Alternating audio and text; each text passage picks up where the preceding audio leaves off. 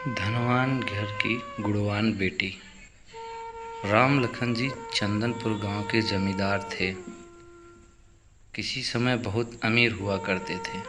कहते हैं इनके दरवाजे पर हाथी झूमते थे। अब उसकी जगह एक गाय थी जिसके शरीर में हड्डियों के सिवा और कुछ न था, पर दूध शायद बहुत देती थी, क्योंकि उनके यहाँ दूध लेने वालों का तांता लगा रहता था।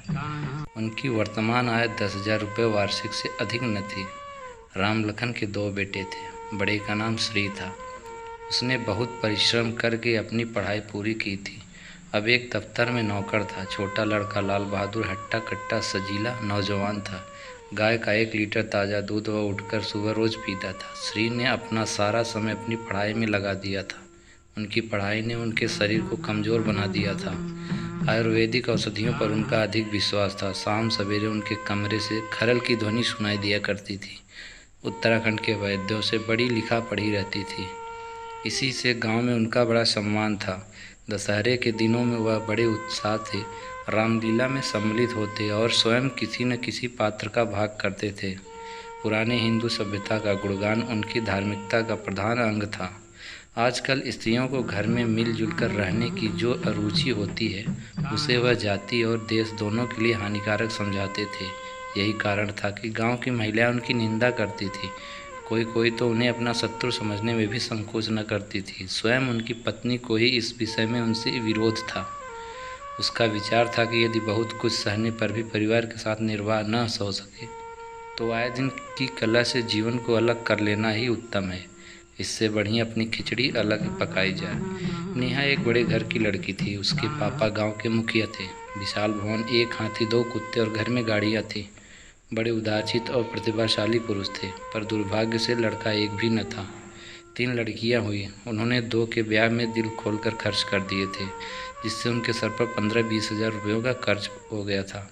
नेहा तीसरी लड़की थी। वह अपनी सब बहनों से अधिक रूपवती और गुणवती थी। इससे नेहा के पिता उसे बहुत प्यार करते थे। सुंदर संतान को उसके माता पिता भी अधिक चाहते हैं। पिता बड़े धर्म संकट में थे कि इसका विवाह कहाँ करें, और न ही ये चाहते थे कि कर्ज का बोझ बढ़े, और न ही यही स्वीकार था कि उसे अपने भाग्यहीन समझना पड़े। एक दिन श्री उनके पास किसी चंदे का रुपया मांगने आया। नेहा के पिता उनके स्वभाव पर रीझ गए और धूमधाम से श्री का नेहा के साथ ब्याह हो गया। नेहा अपने नए घर में आई तो यहाँ का रंग ढंग कुछ और ही देखा। जिस टीम टाम की बचपन से उसे आदत थी, यहाँ वैसा कुछ भी न था। घर की दीवारों पे तस्वीर तो दूर की बात थी, यहाँ तो खिड़कियाँ भी न थी। एक दिन लाल बहादुर मुर्गा लिए हुए आया और भाभी से बोला, जल्दी से पका दो, मुझे भूख लगी है। नेहा भोजन बनाकर उसकी राह देख रही थी।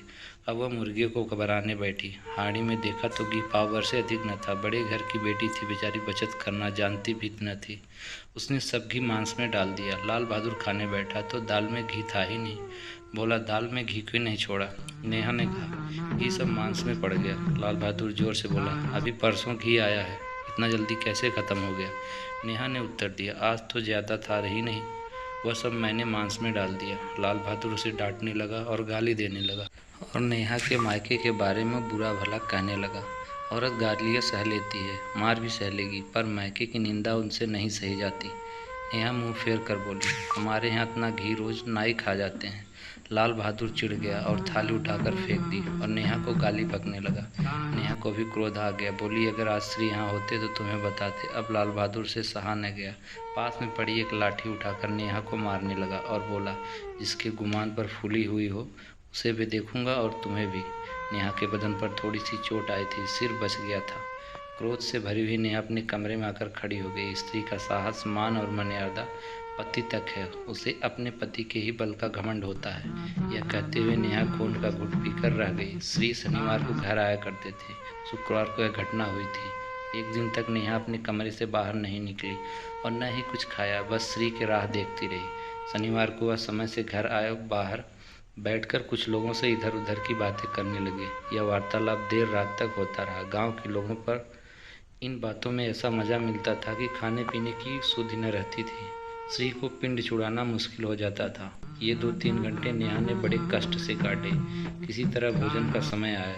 श्री ने देखा कि घर में सब शांत क्यों है, कोई बात हुई क्या? श्री ने पूछा तो लाल बहादुर ने कहा, भैया आप जरा भाभी को समझा दीजिएगा कि जबान संभाल कर बातचीत किया करें, नहीं तो एक दिन अनर्थ हो जाएगा।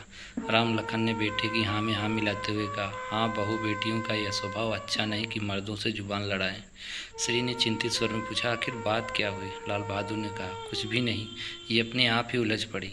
मैके के सामने हम लोगों को समझती ही नहीं। श्री खा पी कर नेहा के पास गया। वह मायूस होकर बैठी थी। श्री बोले, तुम्हें क्या हुआ? तुमने आजकल घर में क्या उपद्रव मचा रखा है?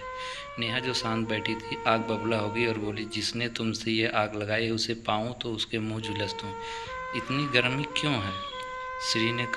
श्री नेहा ने कहा, क्या कहूँ, यह मेरे भाग्य का फेरन, नहीं तो गंवार लड़का जिसको खेती भी करने का सहूर नहीं, मुझे डंडे से मारकर यूँ न करता। श्री ने कहा, अरे साफ साफ बताओगी तब तो कुछ मालूम चलेगा। भगवान, नेहा ने कहा, परसों तुम्हारे भाई ने मुझे मांस पकाने को कहा। घी हांडी में थोड़ा सा ही था, वह सब मैंने मांस में डाल दिए। जब खाने बैठा तो कहने लगा, दाल में घी क्यों नहीं है? बस इसी पर मेरे मैके को बुरा भला कहने लगा। मुझसे रहा न गया, मैंने कहा कि हमारे यहाँ इतना घी तो नाई खा जाते हैं। बस इतनी सी बात पर इसने मुझे लाठी से मारा। यदि हाथ से मैं खुद को बचाती ना तो मेरा सर फट गया होता। यह कहकर वो रोने लगी। उसी से पूछो मैंने जो कुछ कहा है वह सच है या झूठ? श्री की आंखें गुस्से से लाल हो गई। बोले, यहाँ तक हो गया इस लड़के की इतनी हिम्मत? नेहा बैठ के रो रही थी क्योंकि आंसू इनकी पलकों पर रहते हैं। श्री को क्रोध जल्दी आता नहीं था, पर नेहा को रोता देख श्री का क्रोध बढ़ता ही जा रहा था। रात भर करवटे बदलते रहे। अपने बाप के पास जाकर बोले, दादा अब इस घर में मैं एक पल नहीं रहूँगा। ऐसी बातों पर श्री दूसरों को समझाया करता था, पर आज उन्हें स्वयं वे भी अपनी बातें मुँह से कहनी पड़ी। दूसरों को उपदेश देना भी कितना सहज है। राम लखन घबरा उठे और बोले, क्यों?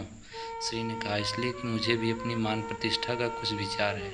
आपके घर में अब हो रहा है, जिनको बड़ों का आदर सम्मान करना चाहिए वे उनके सिर पर चढ़ते जा रहे हैं। मैं घर पर रहता नहीं, यहाँ मेरी पत्नी को डंडे से मारा जा रहा है। राम लखन कुछ जवाब न दे सके। श्री सदैव उनका आदर करते थे। उनके ऐसे तेवर देखकर राम लखन शांत हो गए, पर केवल इतना ही बोला, स्त्रियां इस तरह का घर नाश कर देती हैं, उनको बहुत सिर चढ़ाना अच्छा नहीं। श्री ने कहा, इतना मैं जानता हूँ, आप स्वयं जानते हैं कि मेरे ही समझाने बुझाने से इसी गांव में कई घर संभल गए, पर मेरे ही घर में मेरी पत्नी के साथ ऐसा हो रहा है, ये मुझसे सहा नहीं जाएगा। अब राम लखन भी गरमाए और बोले, लाल बहादुर तुम्हारा भाई है, उससे जब भी कभी भूल चूक हो उसे डांट लो, लेकिन अलग होना अच्छी बात नहीं है। श्री बोली, लाल बहादुर अब मेरा भाई नहीं रहा। दोनों कुछ देर चुप रहे। राम लखन माहौल को शांत कराना चाहते थे, पर उन्हें ये भी नहीं स्वीकार था कि लाल बहादुर ने कोई अनुचित काम किया। धीरे धीरे उनकी यह लोग इकट्ठा होने लगे। गांव की महिलाएं अपनी छत से उनके झगड़े का आनंद ले रही थी। उनमें से किसी ने कहा, श्री अपने बाप से दबता है। सभी लोग तरह तरह से बातें कर रही थी। आज पड़ोसियों की इच्छा पूरी होती दिखाई दे रही थी। राम लखन पुराने आदमी थे। उन्होंने मन ही मन में सोचा, चाहे कुछ भी हो क्यों न हो, पड़ोसियों को ताली बजाने का अवसर नहीं दूंगा। तुरंत कोमल शब्दों में बोले, बेटा अब तो तुम्हारा भाई से गलती हो ही गई है, तुम्हारे ऊपर है, तुम जैसा चाहो कर सकते हो। बाप ने किस मतलब से बात पलटी थी वह श्री को समझ नहीं आया। बोला, लाल बहादुर के साथ अब इस घर में नहीं रह सकता। राम लखन बोले, बेटा बुद्धिमान लोग मूर्खों की बात पर ध्यान नहीं देते। वह बेसमझ लड़का है, उससे जो कुछ भूल हुई उसे तुम बड़े होकर क्षमा कर दो। श्री ने कहा, उसकी हर हरकत मैं कभी नहीं सह सकता। या तो वो घर में रहेगा या मैं। आपको यदि वह अधिक प्यारा है तो मुझे विदा कीजिए, मैं अपना भार खुद संभाल लूँगा। लाल बहादुर दरवाजे पर चुपचाप खड़ा बड़े भाई की बातें सुन रहा था। वह उनका बहुत आदर करता था। उससे कभी इतना साहस न हुआ कि श्री के सामने चारपाई पर बैठ जाए। पिता का भी वह इतना मान न करता था। श्री भी अपने भाई से बहुत प्यार करता था। उन्होंने कभी उसे डांटा तक न था। जब वह बाहर से आते तो उसके लिए कोई न कोई वस्तु अवश्य लाते। ऐसे भाई के मुंह से आज ऐसी बात सुनकर लाल बहादुर को बड़ी ग्लानि हुई। वह फूट फूट कर रोने लगा। शायद वह अपने किए पर पछता रहा था। उसने समझाया था कि भैया मुझे बुलाकर समझाएंगे। मैं मूर्ख था, परंतु भैया मेरे साथ अन्याय कर रहे हैं। यदि भैया मुझे अकेले में बुलाकर दो चार बातें कह देते, दो चार तमाचे लगा भी देते तो इतना दुख न होता। पर भाई का यह कहना कि अब मैं उसकी सूरत नहीं देखना चाहता, लाल बहादुर से सहा न गया। वह रोता हुआ घर में चला गया।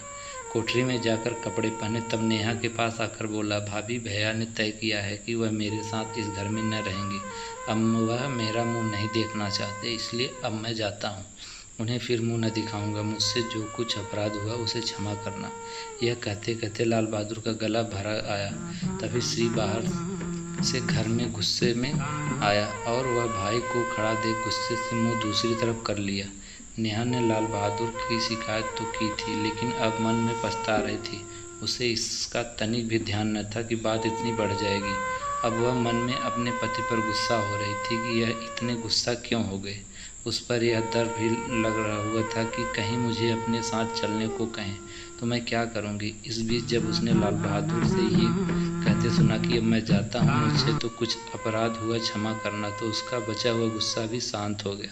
वह रोने लगी। श्री को देखकर नेहा ने कहा, लाल बहादुर बाहर बहुत रो रहे हैं, तो मैं क्या करूँ? श्री ने कहा। नेहा ने कहा, भीतर बुला लो। मुझे ये सब नहीं करना चाहिए था। वह मन ही मन खुद को कोस रही थी। नेहा ने कहा, ऐसा ना हो कहीं चल दें। श्री उठे नहीं। इतने में लाल बहादुर अपने भैया के पास आया और सर झुकाकर आशीर्वाद लिया और शीघ्रता से दरवाजे की ओर बढ़ा। अंत में नेहा ने कमरे से निकली और उसका हाथ पकड़ लिया। लाल बहादुर ने पीछे देखा और रोते हुए बोला, मुझे जाने दो। नेहा ने कहा, कहाँ जा रहे हो? जहाँ कोई मेरा मुंह न देखे, लाल बहादुर ने कहा। नेहा ने कहा, मैं जाने नहीं दूंगी। मैं तुम लोगों के साथ रहने योग्य नहीं हूँ। नेहा ने कहा, तुम्हारे भैया की सौगंध, अब एक कदम भी आगे न बढ़ाना। नहीं, जब तक भैया मुझसे नहीं बुलाएंगे तब तक मैं इस घर में नहीं आऊँगा। अब श्री का दिल भी पिघल गया। उन्होंने बाहर आकर लाल बहादुर को गले लगा लिया। दोनों भाई खूब फूट फूट कर रोने लगे। छोटे भाई से श्री ने सिसकते हुए कहा, भैया अब कभी मत कहना कि तुम्हारा मुंह न देखूंगा। श्री ने कहा, भाई इन बातों को बिल्कुल भूल जाओ, मुझे माफ़ कर दो। अब ऐसा सब मेरे मुँह से नहीं निकलेगा। राम लखन ने दोनों भाइयों को गले मिलते देखकर खुशी से झूम उठे और कहने लगे, लोगों ने कहा केवल अफवाह फैला रखी है कि दौलत वालों की बेटियां गुणवान नहीं होती, पर ये बात आज मेरी बहू ने गलत साबित कर दी है। गांव वालों ने भी कहा, नेहा की उदारता को सराहा और पड़ोसियों को मुंह तो बंद हो ही गया था, उनके अरमानों पर पानी भी फिर गया था। बड़े घर की बेटियां ऐसी ही होती हैं।